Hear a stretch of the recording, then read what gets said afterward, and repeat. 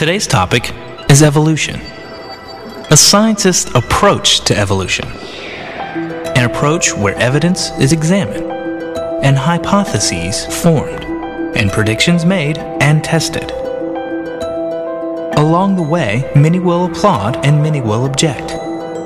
But both reactions are inappropriate. Science, as a discipline, does not cheer for a given outcome of its experiments and investigations.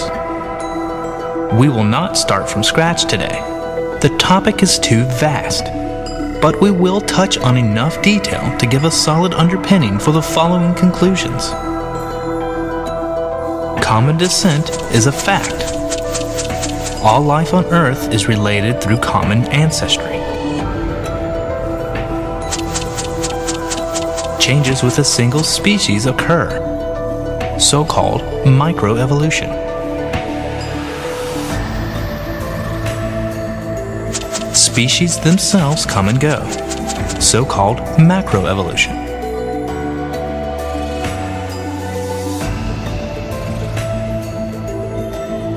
We will not discuss God or intelligent design, worthy topics, but not for science.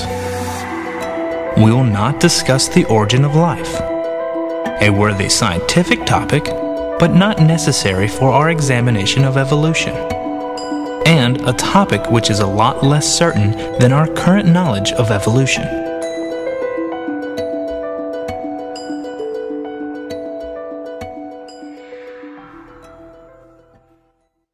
Universal common descent is the concept that every living thing on Earth is related to every other living thing on Earth, genealogically, genetically related. All modern organisms are descended from one original species. And while in its simplest form, there's a genetic linear progression that branches and forms a tree-like pattern, common descent is not restricted to this linear pattern. That is, different species might recombine and generate hybrids, or genetic material may cross from symbiont to host. Or perhaps by man's own hand, genetic material may be implanted wholesale in another species.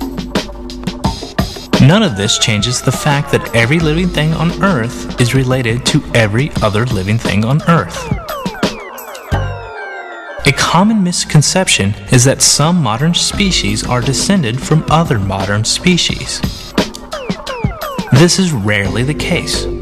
Instead, closely related modern species evolved from a common ancestor. That is neither one nor the other. Humans did not come from chimps. Both humans and chimps came from a creature that had more primitive features than either modern humans or modern chimps. If it is to be called science, it must be testable. And for almost 150 years, the research community has done every test imaginable to examine evolution and common descent. And for 150 years, not a single test has ever failed to validate that all life on Earth comes from one common ancestor. Here are just a few of the prestigious scientific organizations that accept this as proven fact. Check it out.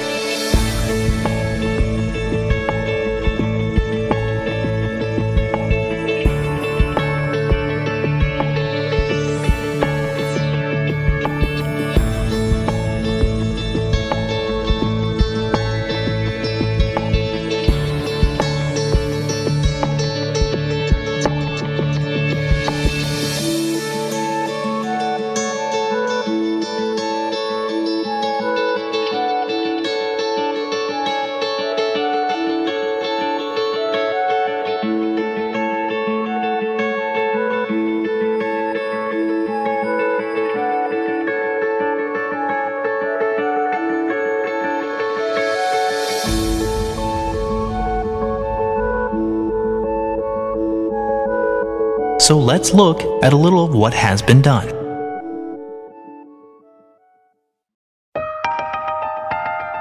When you look at a phylogenetic tree of life diagram, derived from the idea of common descent, you immediately notice the pattern of groups within groups.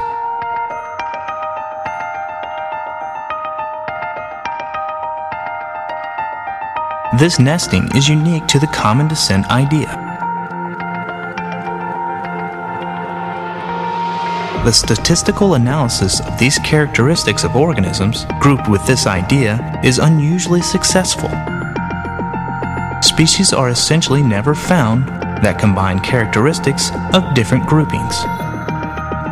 For example, snakes and lizards are never found with feathers. Only birds have feathers.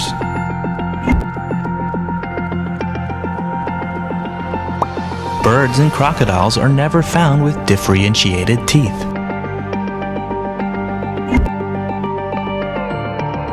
Only non-marsupial mammals have a placenta. Birds and mollusks are never found with placenta. Only mammals have hair and mammary glands. Amniotic eggs are never found in fish or arthropods. A mix and match of characteristics like these would make it extremely difficult to objectively organize species into nested hierarchies. The consistency of nested hierarchies is another success for common descent.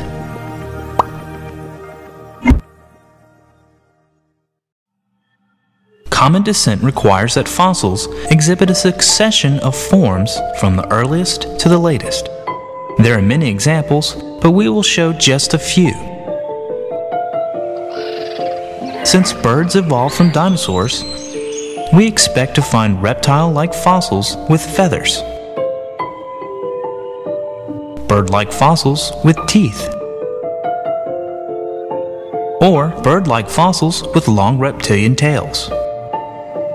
And in fact, we have found very complete sets of reptile-to-bird transitional fossils. There are no morphological gaps. All have the expected possible shapes and forms.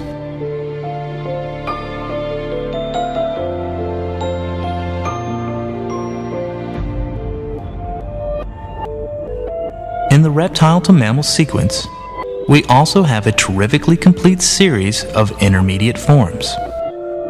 From the Paleocosaura, the Rhapsida, Cynodonta, up to primitive mammalia, the fossils reveal that mammals gradually evolved from a reptile ancestor. It is worthwhile to pause here and examine a type of change that is often mentioned as impossible. It appears that two of the bones in the middle ear of mammals correspond to two bones that are in the jaw structure of reptiles. The green and red bones in these diagrams are the bones in question. And if we look at the developing fetus, sure enough, two developing bones in the reptile head become part of the jaw, while the corresponding bones in the mammal fetus become part of the middle ear. How can jaw bones evolve to become middle ear bones? The fossil record is now so thorough, including a complete skull of Hydracodia mui and cranial and jaw material from Rhipinomymus and Gobiconodon. We can see the progression as it happened.